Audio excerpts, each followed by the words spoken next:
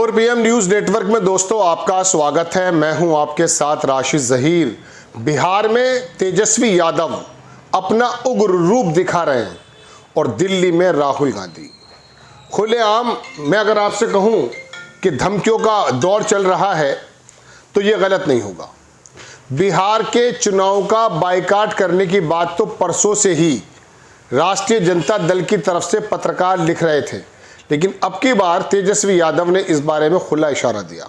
Video दिखाने जाऊंगा आपको दो, एक राहुल गांधी ने दिया है, बात की है अपनी, और एक जगह तेजस्वी यादव ने। बिहार में चुनाव आयोग जिस प्रकार का डिवीज़न, वोटर लिस्ट का डिवीज़न कराने जा रहा है और अब आकर के सुप्रीम कोर्ट के उस मशवरे को भी पीछे डाल दिया है। अब ऐसे में विपक्षी पार्टियां क्या करें? विपक्षी पार्टियों के सामने इस बात के अलावा कोई चारा नहीं रह जाता कि आप उस एक्सरसाइज से दूर हो जाएं जिसके अंदर बेईमानी नजर आती है लोगों के आरोप के अनुसार। मैं आपको दोस्तों दो वीडियो दिखाऊंगा। पहले तो मैं आपको दिखाना चाहता हूं कि तेजस्वी यादव ने क्या कहा, और उसके बाद आप देखेंगे कि राहुल गांधी के क्या क्या वक्तव्य हैं। राहुल गांधी ने खुली चुनौती चुनाव आयोग को, मैं कह सकता हूं इनडायरेक्ट वे में या कुछ अदृश्य शब्दों में धमकी टाइप भी दे दी है। आप देखें, न्यूज़ 24 ने छापा है कि हमारे पास ऑप्शन है कि हम चुनाव का बहिष्कार पर बात कर सकते हैं। बिहार चुनाव में नेता प्रतिपक्ष तेजस्वी यादव ने कहा। आप छोटा सा पहले तेजस्वी यादव का वीडियो देखें। भाई जब एक बात स्पष्ट है, सब कुछ तय हो ही गया है कि भाई बेईमानी करना ही है, खुलेआम बेईमानी करना है, वोटर लिस्ट से लाखों का नाम काट देना है।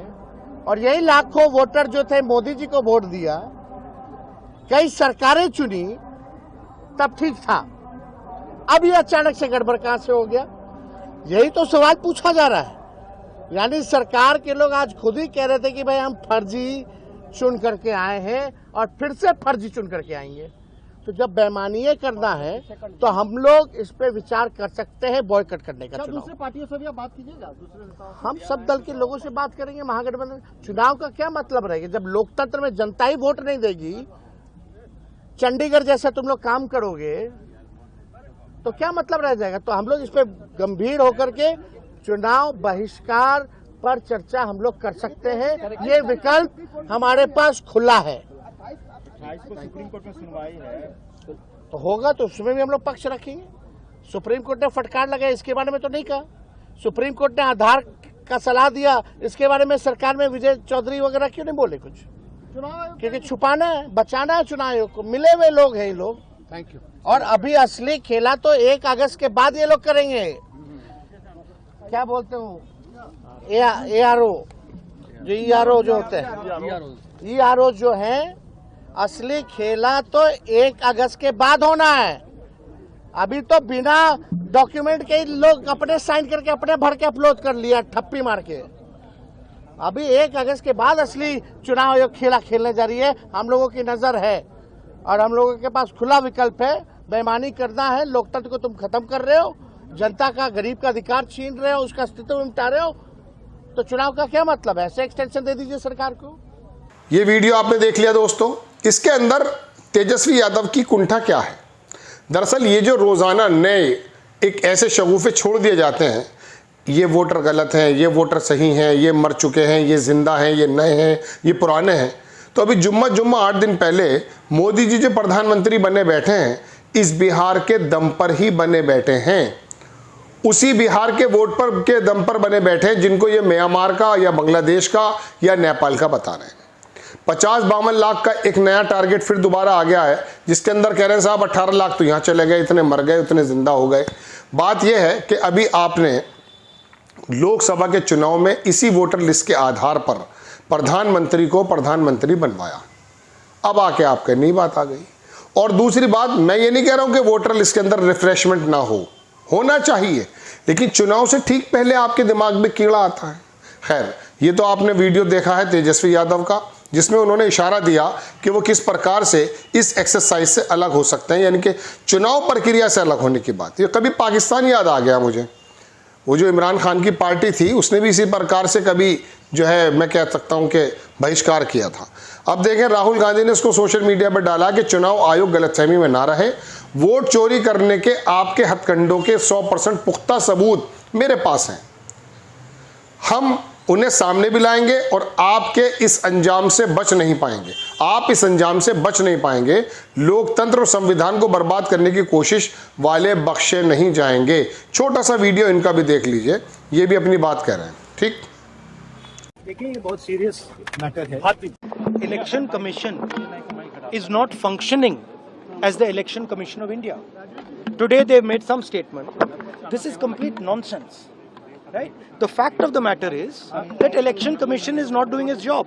Now we have concrete 100% proof of Election Commission allowing cheating in a seat in Karnataka.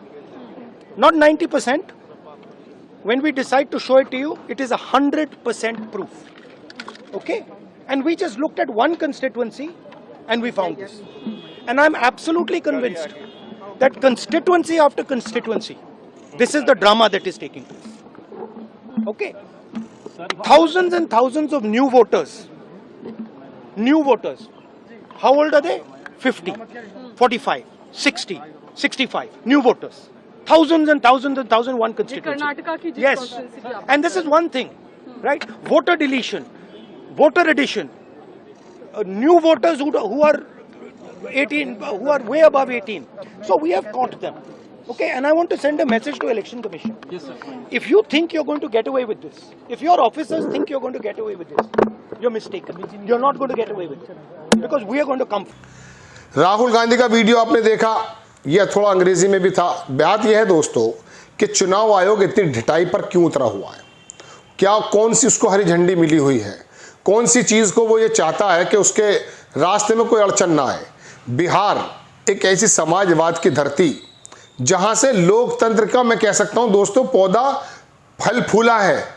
Lohia का वो समय याद करें, आप जेपी का वो समय याद करें कि जिस समय इंदिरा गांधी की सरकार के खिलाफ, हालांकि वो आंदोलन तो बिहार सरकार के लिए हुआ था, लेकिन दिल्ली में आकर के उन्होंने जो है इंदिरा गांधी की सरकार को उखाड़ फेंका था।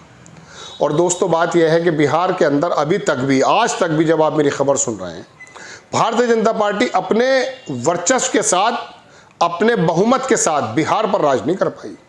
उसको बैसाखी की जरूरत पड़ी है। और अब हद यह है कि नीतीश कुमार जो बिहार के हैं, उनकी बैसाखी की जरूरत प्रधानमंत्री जी को केंद्र में भी पड़ गई है। 2 बार लगातार बहुमत मिलने के बावजूद तीसरी बार जो बैसाखियां मिली हैं वो बिहार से मिली है। खैर दोस्तों बात यह है कि ये लोगों की, नेताओं की, पार्टियों को चलाने वालों की पर्सनैलिटी को मशकूक यानी कि सस्पेक्टेड बना देते हैं। हो सकता है आप तेजस्वी यादव के पिताजी को लेकर, राष्ट्रीय जनता दल को लेकर बहुत अच्छी राय ना रखते हो। ये तो चल रहा है शुरू से।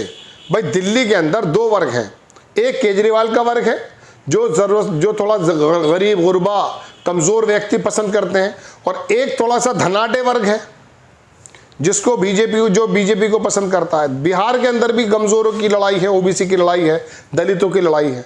लेकिन राहुल गांधी दिल्ली में जो बात कर रहे हैं, चुनाव आयोग को जो आगाह कर रहे हैं, उसके बारे में भी चुनाव आयोग को सोचना चाहिए। ऐसा नहीं है कि सरकारें नहीं पलटेंगी, जब पलटेंगी तो आपको जवाब देना भारी हो जाएगा। ये दरअसल कहना है राहुल गांधी का। आपको खबर कैसी लगी अपनी राय कमेंट्स बॉक्स में ज़रूर दीजिएगा। चैनल को सब्सक्राइब कीजिएगा, शेयर कीजिएगा। नेक्स्ट टाइम मैं किसी खबर के साथ हाजिर होता हूँ। जय हिंद।